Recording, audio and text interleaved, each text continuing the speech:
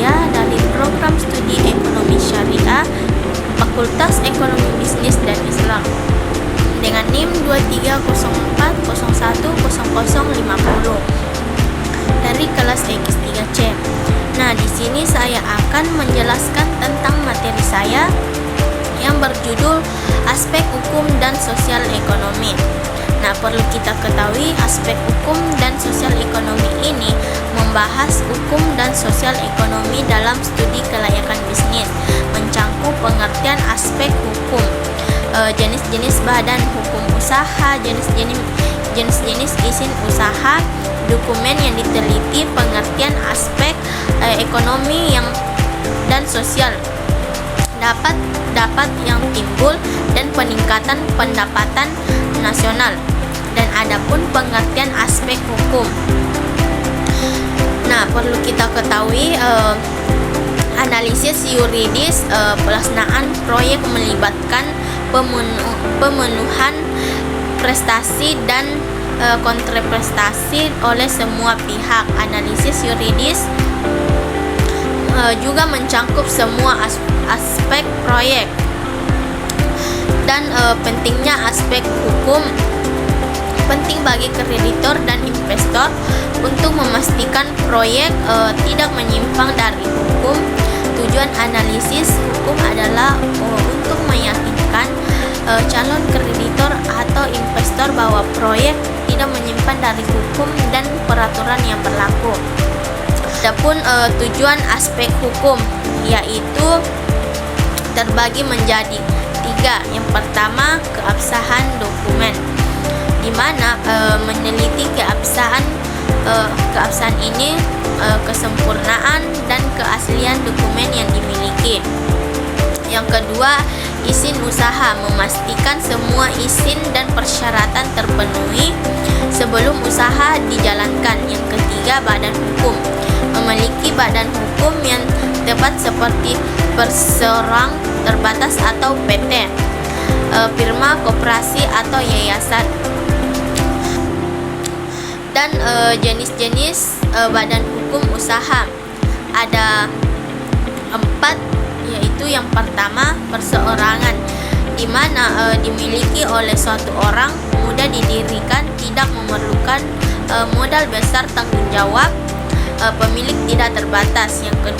Yang kedua, firma, di mana didirikan oleh 2 orang atau lebih, tanggung jawab untuk tidak terbatas, modal diperoleh dari pemilik. Yang ketiga, perseroan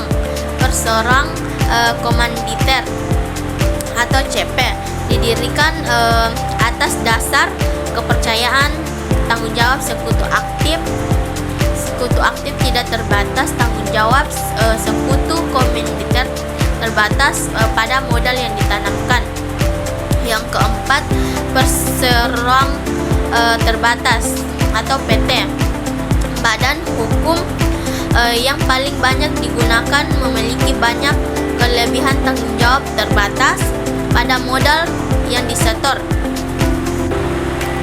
Dan adapun jenis-jenis badan hukum usaha atau lanjutan, perusahaan negara atau PNI ini didirikan berdasarkan undang-undang, modal berasal dari kekayaan negara, dipimpin oleh kepala atau direksi yang diangkat oleh pemerintah.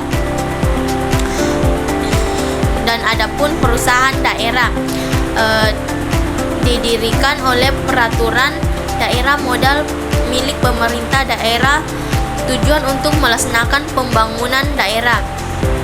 Dan adapun yayasan tidak bertujuan untuk mencari keuntungan, modal berasal dari sumbangan, wakaf, hibah atau sumbangan lainnya. Dan adapun koperasi, badan usaha berkeanggotakan orang-orang atau badan hukum koperasi melaksanakan kegiatannya berdasarkan prinsip koperasi. Dan adapun jenis-jenis izin usaha terbagi menjadi 4. Yang pertama itu kartu identitas diri, kartu tanda penduduk atau KTP yang dimiliki para pemilik usaha. Yang kedua, tanda daftar perusahaan atau TDP, surat tanda daftar perusahaan yang dikeluarkan oleh Departemen Perindustrian dan Perdagangan. Yang ketiga, pokok wajib pajak atau NPWP, penting untuk diteliti, dikeluarkan oleh Departemen Kehakiman. Yang keempat, izin perusahaan. Izin perusahaan ini meneliti izin-izin yang dimiliki sesuai dengan jenis usaha perusahaan.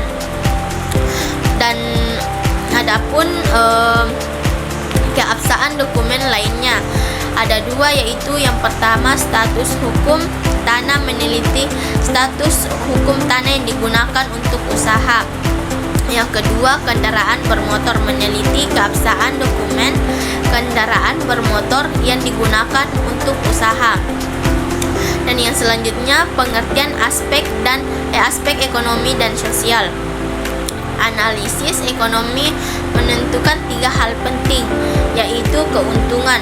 Keuntungan adalah selisih positif antara pendapatan dan biaya yang dihasilkan dari suatu kegiatan usaha untuk atau investasi.